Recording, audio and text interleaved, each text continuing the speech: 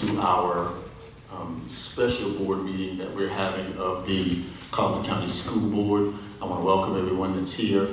This school board meeting should be a very, very interesting meeting because a majority of the meeting is going to be a really good discussion about our salary study that we had taking place to start.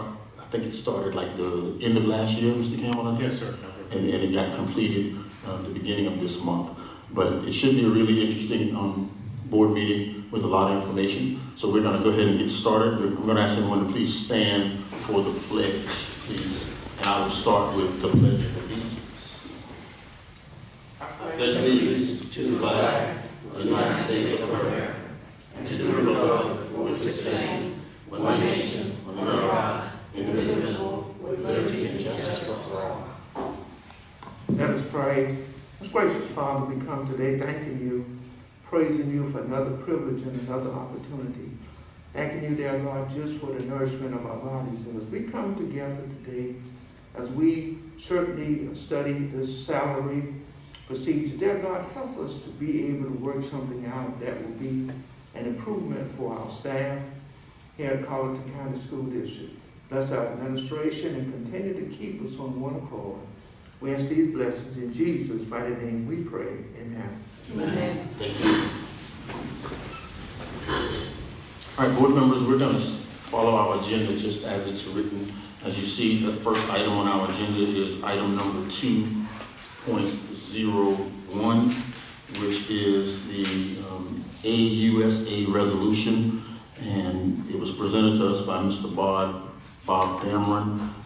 Dr. Cave, is there any information that you want to give us on that, or Mr. Duffy? There is, Ms. Barrett, are you going to provide some additional information? We had to make an adjustment, or either Mr. I could talk about the legal, the changes that I had requested. Okay, Mr. Duffy, I do apologize. Before we get started on that, I think Mr. Frank, you would like to say something about that AUSA resolution? Well,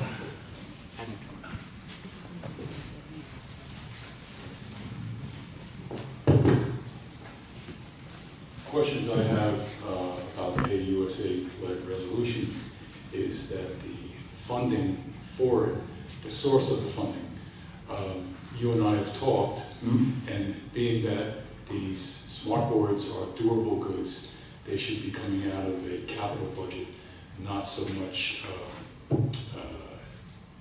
getting a loan and paying interest on it. We funded this already. Why go out and look for additional funding? That's all I had to say about it. Hopefully Ms. Barrett will be able to clarify that and give us some understanding on that. But Mr. Frank, I do thank you for coming and speaking to the board. Is there any? I know we don't have board members. I know we don't have public input on our agenda, but I'm going to give the opportunity to anyone else who might want to come and speak before the board about anything.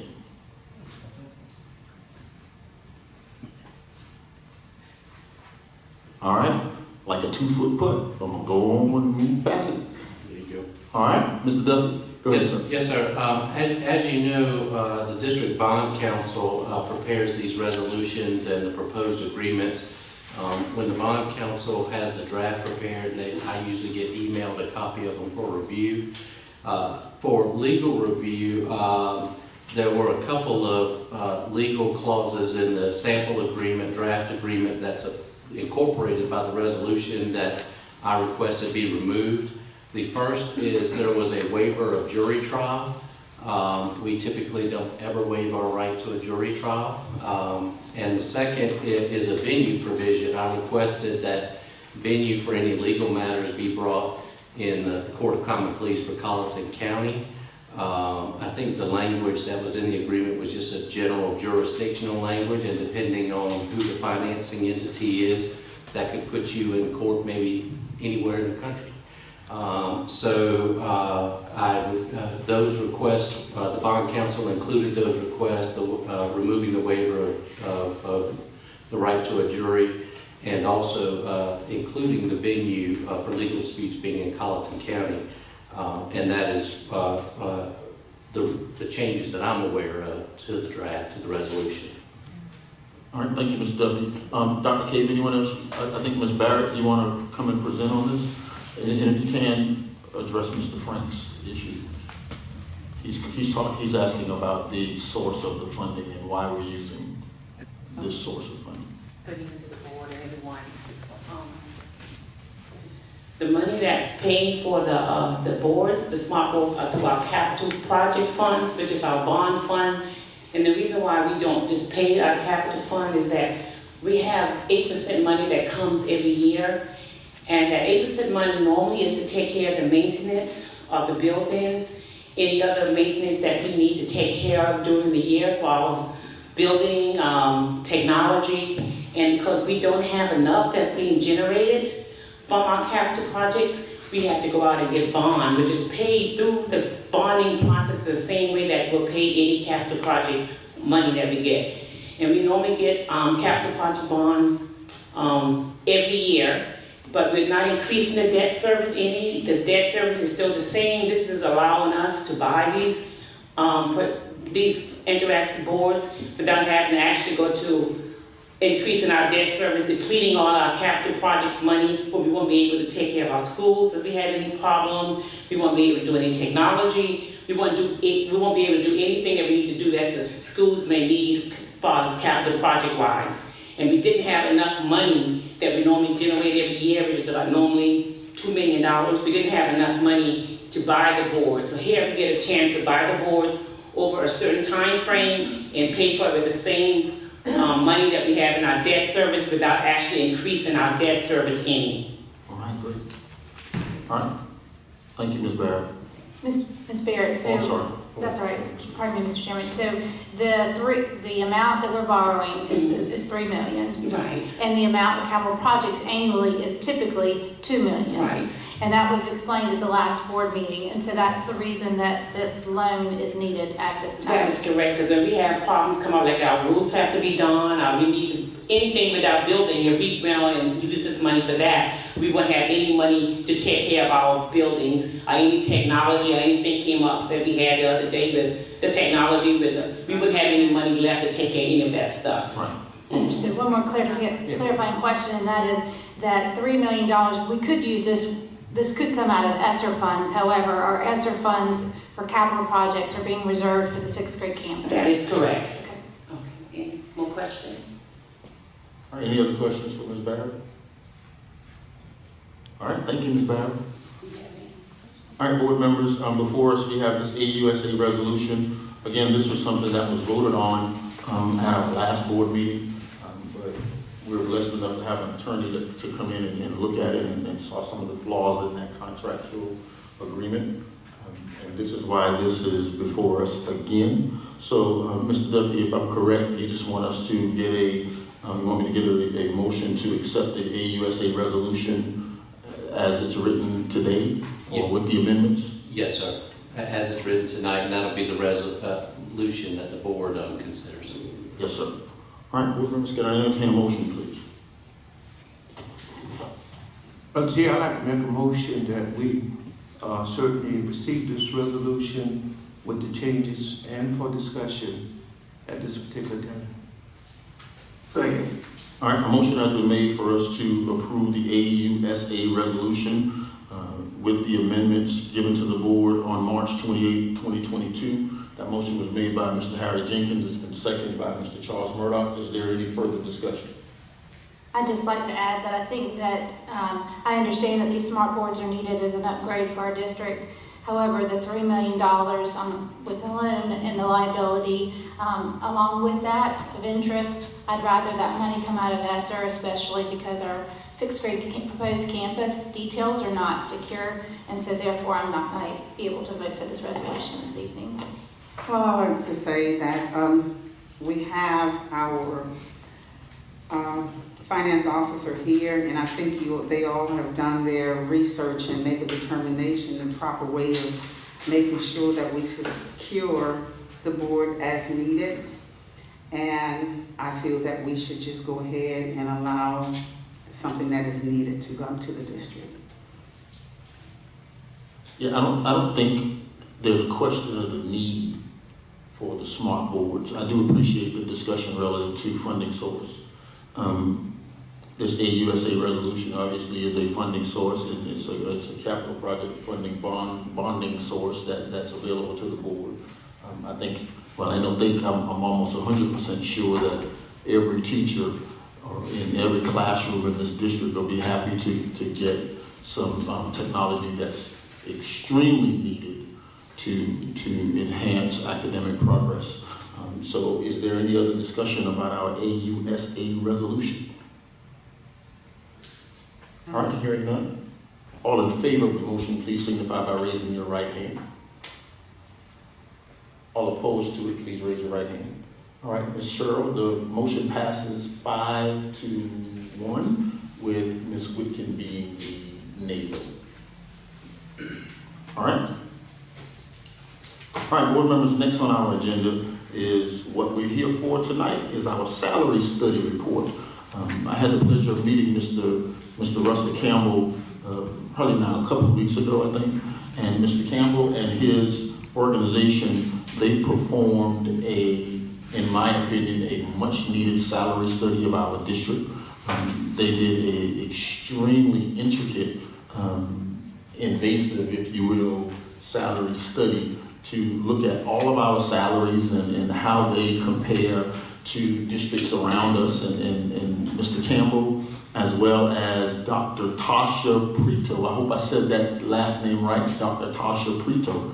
They're going to come before us tonight, and they're going to give us some information about our salary study. Now, board members, just for information, as well as the public, much of this salary study contains information that is private information to employees, and that should be pretty obvious because we're talking about specific employees, salaries, so forth and so on. So in open session, we're going to talk about as much of the salary study as we can talk about in open session. And I'm anxious for you to hear this information because, board members, as you know, I for years have been a proponent, if you will, of us having a salary study done because I've always believed that our salaries in this district were deficient to districts around us. So without further delay, I'm going to introduce to the board Mr. Russell Campbell, as well as Dr. Tasha Prito. Good afternoon, Mr. Campbell and Dr. Prito. Welcome to Colleton County School Board meeting. Good afternoon, sir. Good to be back. I think what we're going to do this afternoon is my colleague, Dr. Prito, who actually took the lead on the review of the district office as well as the staffing review of the individual schools. She's going to actually talk about those things this afternoon. She's actually going to talk about those two components of the overall study this afternoon, and certainly she'll be able to address any questions you may have. Once we go into executive session, then the two of us will address issues with the salary study as well as additional issues with respect to staffing within the district. Yes, sir. Thank you, Ms. Campbell. Hello, Dr. Prito. Hi, good afternoon, good evening. Good I evening. hope you all can hear me okay. I don't have the benefit of being able to see you in this mode, so if you need to ask a question as I go through, please just speak up. I'm Dr. Tasha Prieto. I cover the organizational and staffing analysis for your district. And first of all, I'd like to apologize for not being able to be there in person. I had to be elsewhere this morning for a training session, and despite all those TV shows I watched as a child, teleportation has not yet been invented, and I just could not work out being down there in the evening. So my apologies for that, because I very much would have liked to have been in person for this. I'm going to cover briefly the study methodology that I used, and then cover the recommendations at a very high level. Study methodology for this one, fairly simple. We collected a lot of data from the district. I did central office interviews and principal focus groups. Most of that work happened in December, with a few follow-ups in January. We did peer comparisons out to those districts for some data, primarily their organization charts at the central office level, in order to figure out, how we fit in by comparison.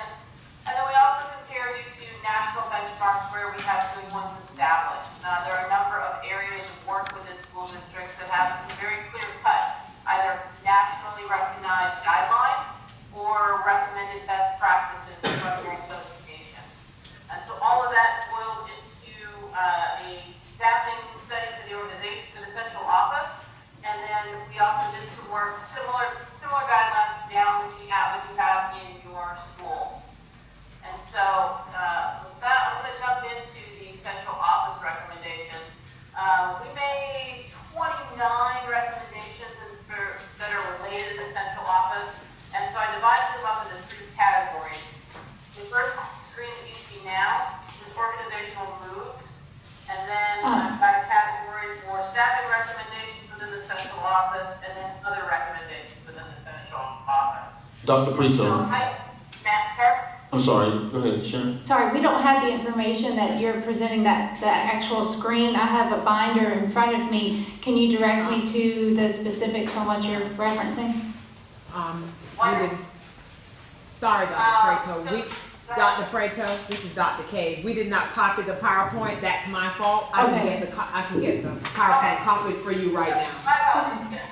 Not available to you afterwards. Everything that's in these slides, every one of these bullets is a recommendation out of the report. The language might be. If you were looking at section 13, there's a summary of the recommendation. But all these recommendations are in the report. So reading these slides, the green smiley faces are recommendations that we don't anticipate will have much of a budget impact. It's just a good idea. It might save some time, might be more efficient, but not a directly attributable budgetary impact. The green dollar signs are ones where we should save some funding, save some resources.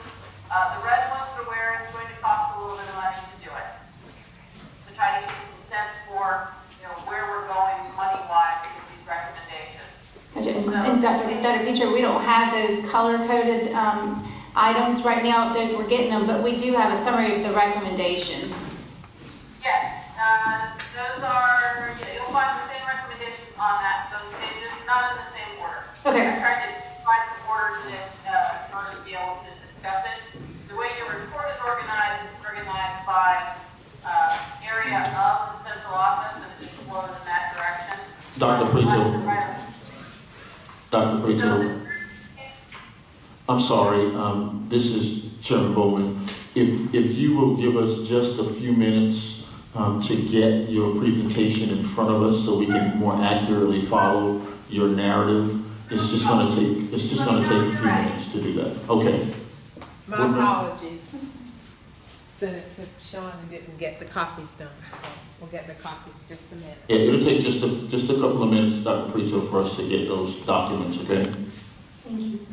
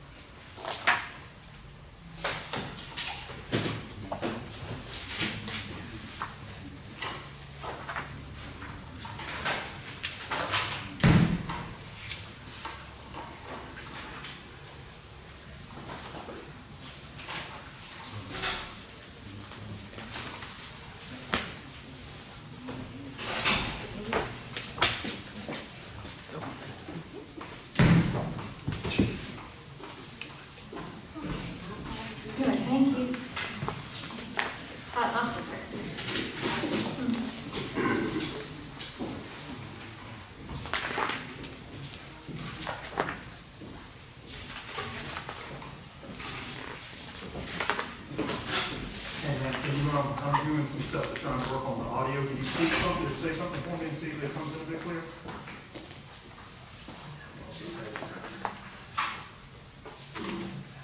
Try again. I'm still here. You can hear me okay? Testing 1, 2, 3. Now I know why everyone is always testing 1, 2, 3. What else are you Just gonna say say? I know right now, but I got you. I'm gonna try something else. Give me another 1, 2, 3. 1, 2, 3. 1, 2, 3. We'd like to work with that, Sean. Oh, okay. Okay, okay. Dr. Prito, all the board members have your presentation in front of us now. So I do apologize for the delay, but yes, we can move forward.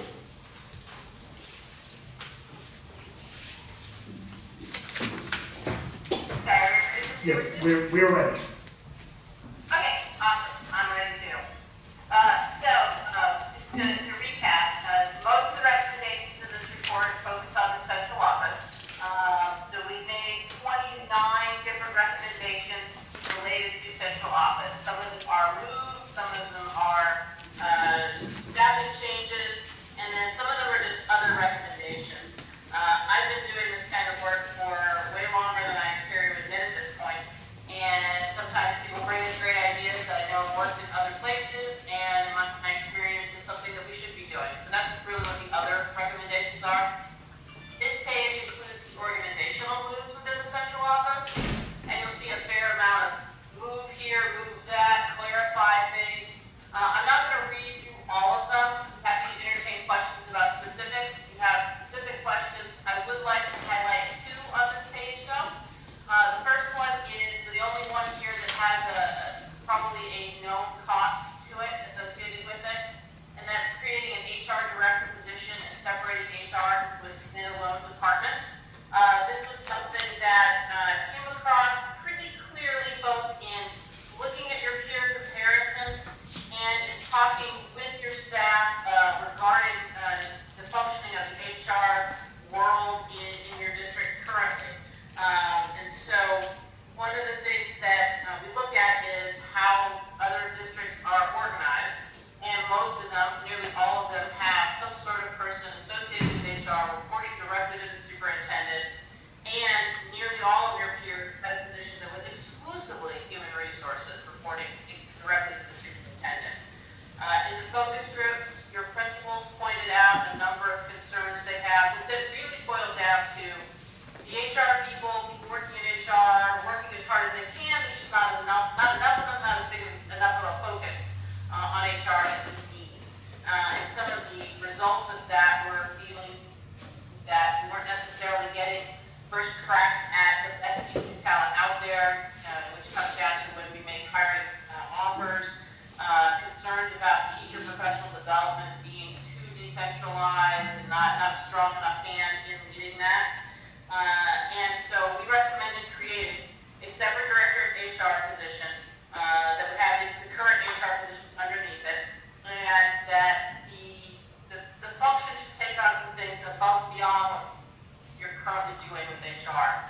And that would include assuming responsibility for coordinating, managing, and evaluating PD for all staff. That would include teachers. It would include non-instructional staff as well.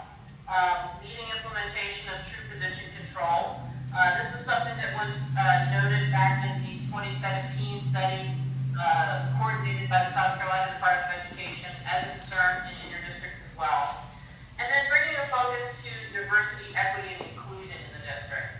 One of the things that came up in a number of interviews was the realization that the district student population, which is 61% non-white, largely had only white teachers in the front of the classroom.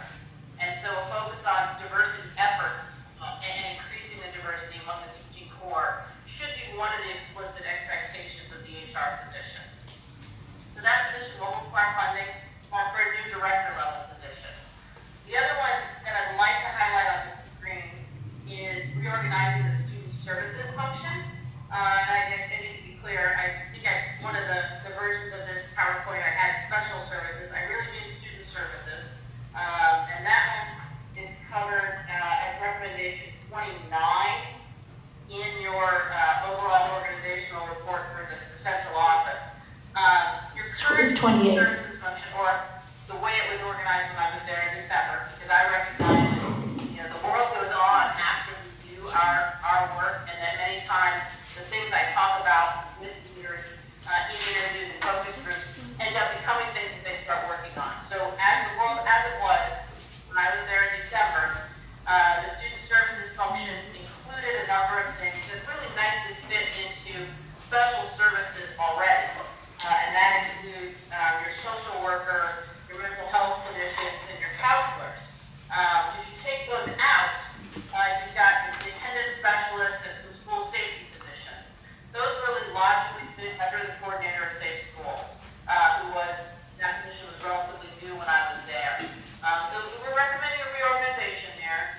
You will save some money, potentially by eliminating a position to oversee those functions once you separate them out. Then the rest of the organizational moves on this are really to clarify functions, to put like functions with like functions. In the case of technology department, moving directly under the superintendent to make sure that both sides, administrative and instructional, get equal attention from the technology department, those kinds of things. Are there any questions about these recommendations, or would you like me to move on and then ask questions at the end? Any board member have any questions thus far? Okay. Yeah, you can go ahead, Dr. Quito. I think you said I could go ahead and move on. Yeah, can you hear me? I can hear you, it's just very fuzzy. Okay. All right, so I'm going to move to the next slide. This is still central office. These are staffing recommendations. And like I said before, the red dollar signs mean it's going to cost money. Green dollar signs, we should save some money. Green smiley faces are just, this is a good idea, and it's probably cost neutral, or relatively cost neutral. In this area, adopting steps, most of these recommendations are associated with your buildings and grounds area. There are, in the industry, some really good standards, not completely explicit, but good standards for maintenance positions and custodians. And at this point, we need to adopt staffing standards and then use them. The end result of that in your department will mean that we're going to need to purchase a few additional maintenance positions. Well, we don't need quite as many custodial positions. And we also need one additional groundskeeper in order to fit with the staffing guidelines that are out there. So, that generally, the end result of those three together is a little bit of cost savings overall. And then the other big one on this page that is a cost is added content specialists. This came through loud and clear in the discussions with staff members. We want to work on academic rigor. We want to work on academic focus. All of these pieces come back to needing people in the central office who are keenly focused on either math or English or science, those kinds of things. Last area within the central office recommendations are other recommendations, things that are good ideas, things that came up as part of our interview process. Nothing earth-shattering in here. There are some things related to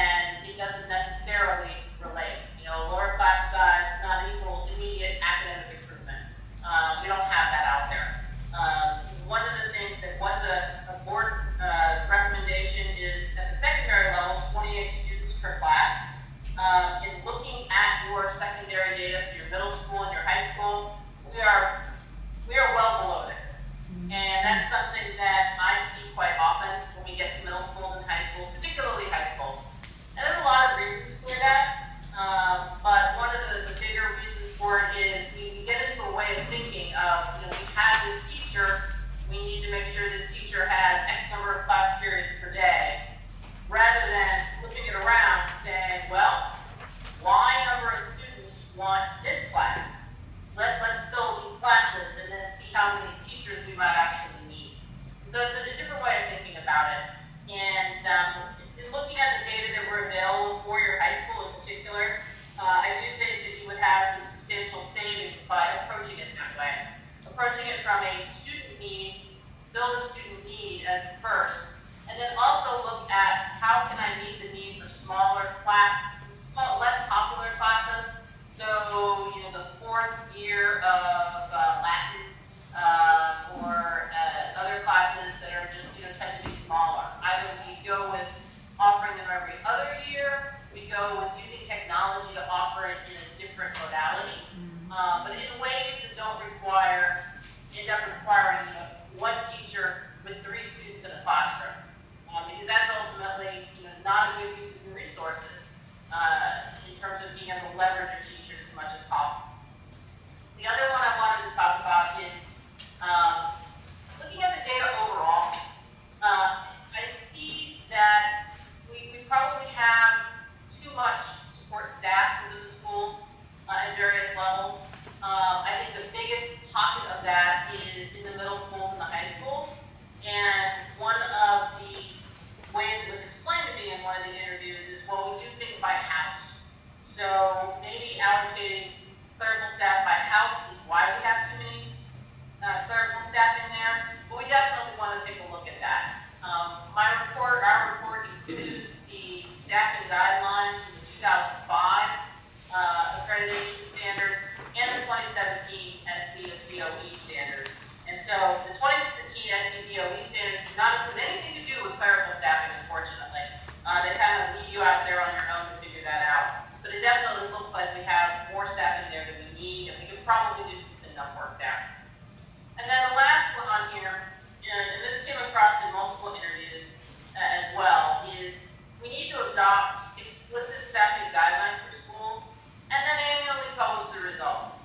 I think that when organizations work together for a long time, it can become easy to think we're being as transparent as possible, but at the end of the day, there's always somebody who doesn't feel that transparency was had. And so one of the ways that school districts often deal with that and become explicitly transparent is, here's our published staffing formula, here's how it worked out, here's what it looks like for school A. School A is going to get 3 assistant principals, 2 clerical staff, 1 counselor, all the way down. And then that way everybody can lay out the sheets from school A to school J and say, all right, now I see how it's playing out. And if there are trade-offs in there, you can see the trade-offs. Maybe instead of having 2 nurses, we only have 1 nurse in the school because we have lower incident population. But it's all explicit and above. It's explicit and published. Okay.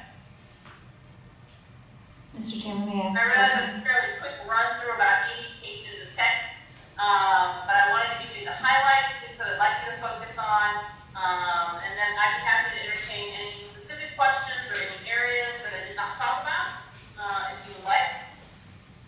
Yeah, Dr. Preto, thank you for that wonderful presentation so far. We do have a few board members that have some questions for you. Ms. Whitman? Yes, thank you. Dr. Preacher, on the Wi-Fi recommendation on school buses, has that been considered in our district and what that would operationally involve? Was that presented to our administration? Do we know that that's something we can do, or? And what would the cost? There is just a smiley face by this one, so I didn't know if that involved additional cost. Right now, we are not recommending the use of electronic devices on our school buses, so would that be a recommendation that we would consider, Dr. Cave? Which one are you So, referring to? Wi-Fi on school buses. We have looked at that. Question directed to me. No, it's directed to me, Dr. Brito. We have looked at the Wi-Fi on buses. As I understand, we've had Wi-Fi on buses before. Did we have Wi-Fi on buses before, doing the virtual? We did the state provided it free Right. of charge for us. Yes. A certain number of buses, but not all buses. Right, so we have not looked at that for this coming school year. Okay. Yes, Gotcha. we had it one time before. Dr. Preacher, we have a no cell phone policy in our district, so that's why I asked that question. I didn't know if you were aware of that. The other question with regards to class sizes, you mentioned the correlation between class sizes and academic success. Do you have any studies on class size and discipline? That's an issue in our district, and I didn't know if the reduction of class size and the number of students helps with discipline issues. Something for the board to consider. I presume that question is directed to me. And I will say that, no, there's not necessarily a good body of evidence for that either. What is often lacking in teacher preparation programs is classroom behavior management, explicit strategies for that. And when I talk to new teachers, that's one of the first things that, they're like, I had never expected this, that I have to figure out how to, get them to behave before I can teach them. But in terms of research, thinking, no, there are a few studies, but when you get to, sometimes class sizes can be too small, particularly among middle schools, where, familiarity, doesn't necessarily breed contempt, but it certainly breeds, behaviors among students that are more like siblings than respectful peers. And so I think that if you continue on the path of wanting to have explicitly class sizes of an explicit size, you should have a discussion about what you expect to get out of that. Do you expect increased academics? Do you expect improved discipline? And and maybe the solution for some of them is a classroom that includes a TA. Or my recommendation, however, is to really start at the secondary level, because I can see it from looking at your class report for this year, multiple sections of a class, and we don't necessarily have every class filled. It's a difficult game to play, right? You've got a class schedule, you've got teachers that are available for a certain number of periods, and then you have students who may or may not want class. It's not an easy thing to do, which is why most districts don't do it. But at the same time, it is inefficient to have a teacher assigned to teach 4 sections of a class with 10 kids in each class. It is much more efficient to say, all right, we either have 3 classes or maybe we have 2 classes, and go from that perspective. I'd like to be able to go back to the Wi-Fi on the buses. Yes. There is a grant that is a possibility for the Wi-Fi on buses. And it would not Really relate to our cell phone policy, because that's indoors and on our school facilities. In terms of riding the bus, the children are welcome to be able to use their. So you use laptops, just not cell phones? Yeah. Got it. They can use that on the bus. Okay, thank you, Dr. K. Thank you, Dr. Petrie. Dr. Preto, if you can expound just a little bit. They can use the cell phone on the bus. They can? Yeah, they can. Yeah. It's not in the policy. Right. Yeah, our cell phone policy is only adhered to in school. It clearly says that in the policy. Sorry. No, that's okay. Thanks for the clarification. No, you're fine. You're fine. That was a wonderful question, really. You're welcome. Dr. Preto, if you will expound just a little bit on the assigning of custodians based on square footage. In your research or evaluation of that, tell us what would that do to our current staffing that we have for custodians?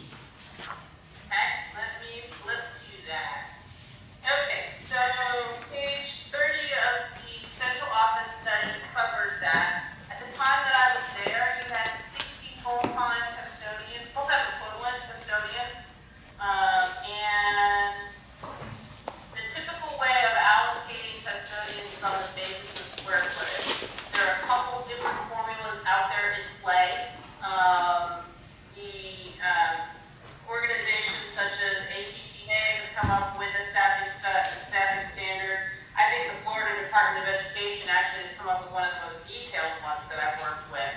And then we also have the Council of Great City Schools, which I know you're not a member of, but they do a great job of collecting data from among larger city-based school districts each year, and that provides us with another benchmark to look at. In looking at these standards, I tend to lean towards a standard that is pretty more simpler, and so a square footage basis of about, let me get to here, about 25,000 square feet for the secondary schools, and no less than 20,000 square feet for your elementary schools. Now, why lower in the elementary schools? Those are the kids that tend to have more accidents. You know, there's glitter cleanup, there's, you know, children getting sick at lunch. There's a little more cleanup work involved with smaller humans. And so 20,000 for elementary, 25,000 for middle school. Page 33 shows how that plays out and what we would end up allocating. I tend to lean away from half-time positions most of the time. There's a couple that we left in there just because the split didn't work out really well. And that would be a case for where you might have to roll that one up to a full-time position. But there's only 2 cases where that happens.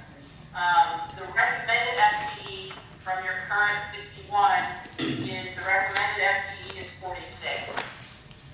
Could be as high as 48 if you roll up those 2 half-time positions. You said down to how many? 40? How many?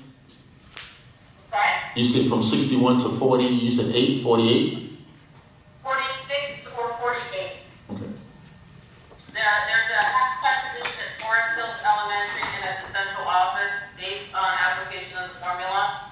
And I recognize that it's often difficult to get anyone to do a half-time, part-time job. So you might have to roll that one up in order to fill it. So the information that you're basing the recommendations on, you're not just pulling this information out of thin air.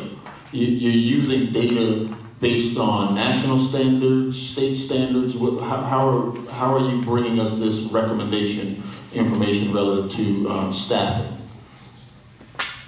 But, I'm sorry, repeat the last part? How are you, for the lack of the use of a better term, by what recommendation or by what authorities are you using to bring us recommendations for staffing? Like, for instance, with the custodians, you're saying this should be based on square footage. Is that a national best practice, or where are you making that from?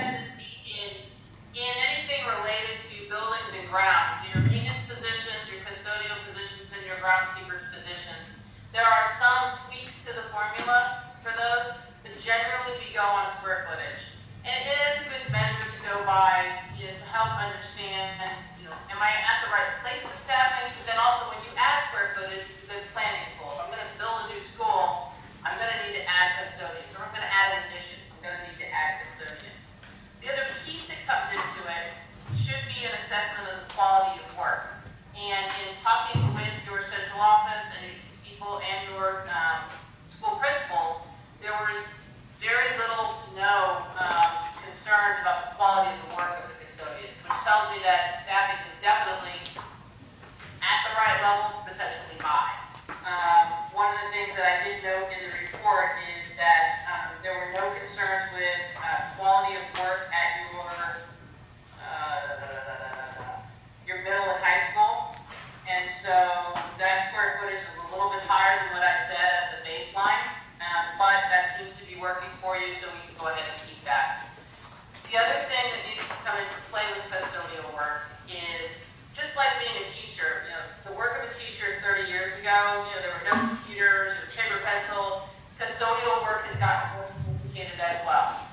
We have different tools. We have better tools for cleaning things. We have better solvents for cleaning things. And so you would expect the technology to keep up. To the extent that custodians are working, you know, with 30-year-old tools, then you probably need more manpower.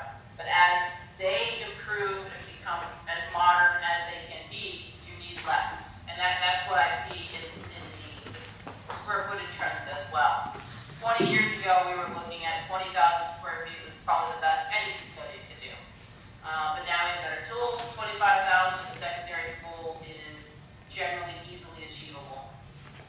you elaborate on the recommendation that says realign lead custodians to report only to the director of buildings and grounds?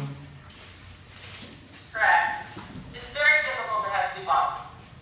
And what we see over time is that custodians who report to principals obviously want to do what their boss tells them to do, because principals don't necessarily understand what the work of a custodian involves, or what it should be.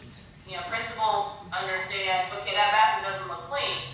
They don't necessarily understand other things that custodians should be doing. Minor maintenance, we should be cleaning on a schedule. There's a certain level of cleanliness involved for this area that is different for the standard of cleanliness for that area. Custodians should be overseen by an expert in their work. Now, obviously, principals should have input, and one of the things that I've seen some districts do is, you know, they have essentially a standard report card that they can provide to the supervisor of the custodians. It says, yeah, I checked, the bathroom was cleaned at 2 o'clock, or I checked and no, the bathroom wasn't cleaned at 2 o'clock, to provide feedback, but they are more of a recipient of services than someone who should be expected to understand the job and effectively manage those people.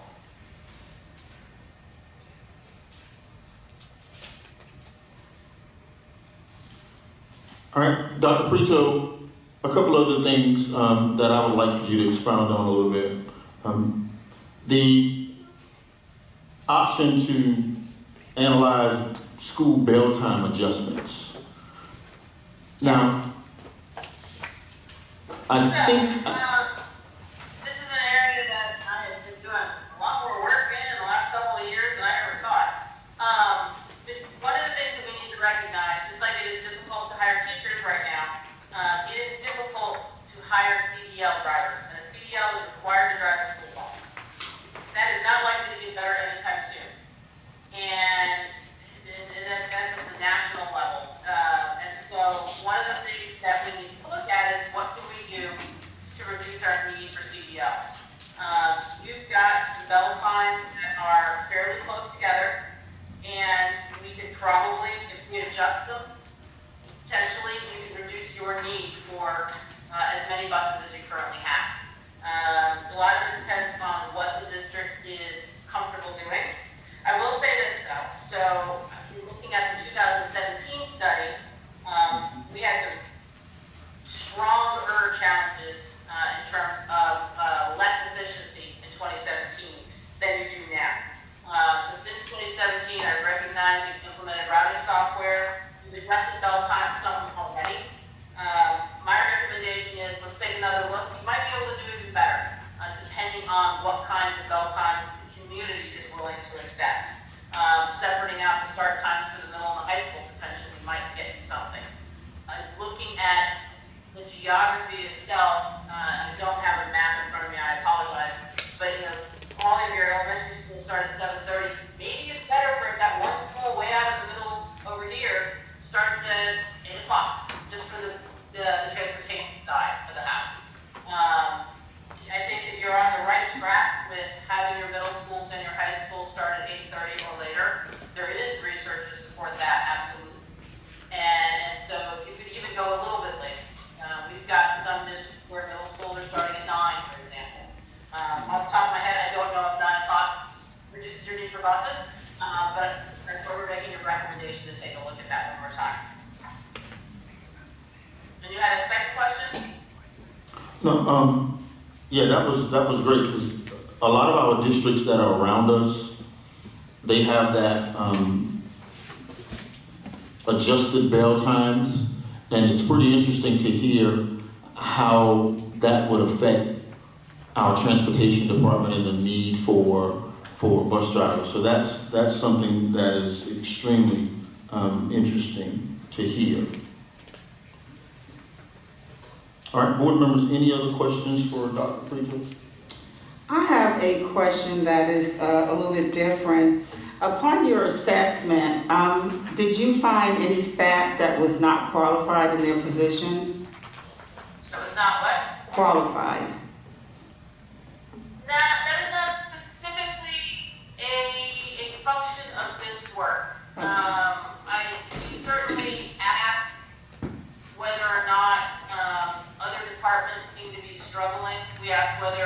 as the leader of a department, you know, is your department struggling? Why is your department struggling? The intent is to figure out, do we have enough of the boxes we need on the paper? And are the boxes in the right places in relationship to each other? But is that particular person ill-suited for their job? Do people tell me that, those kinds of things? Yes. But it doesn't really fit into this work. We're trying to get the boxes, the lines between the boxes, and the right number of boxes on the page, the right number of lines between the boxes correct.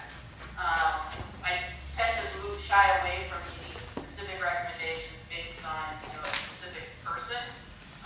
Because I don't work with them, you know, for 6 months in order to be able to make a good assessment like that. That's really the function of, you know, supervisor evaluation work. Thank you. All right, board members, any other question that can be discussed and open with Dr. Prito?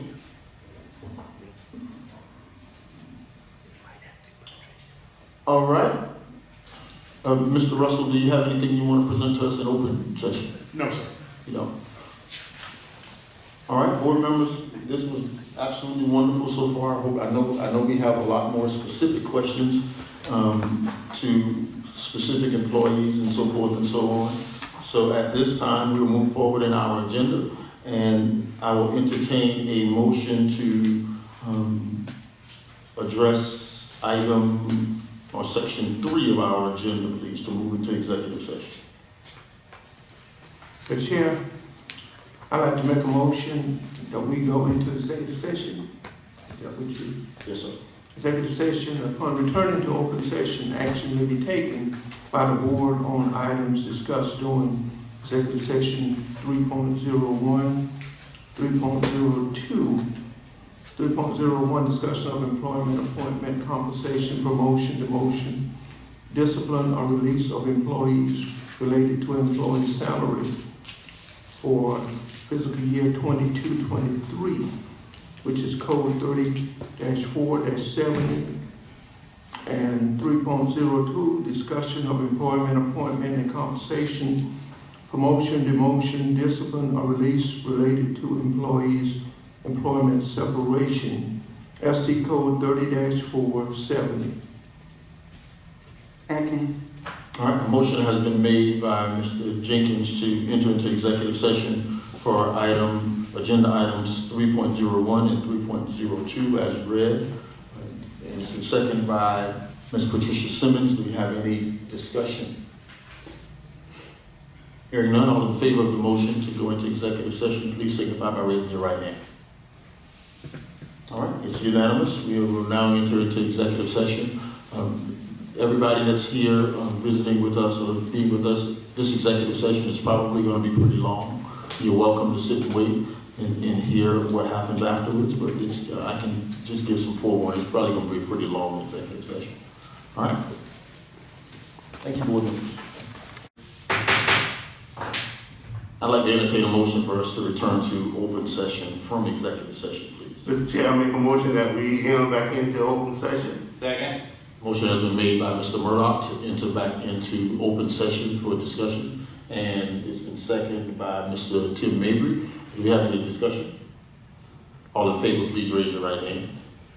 All right, we're now back in open session.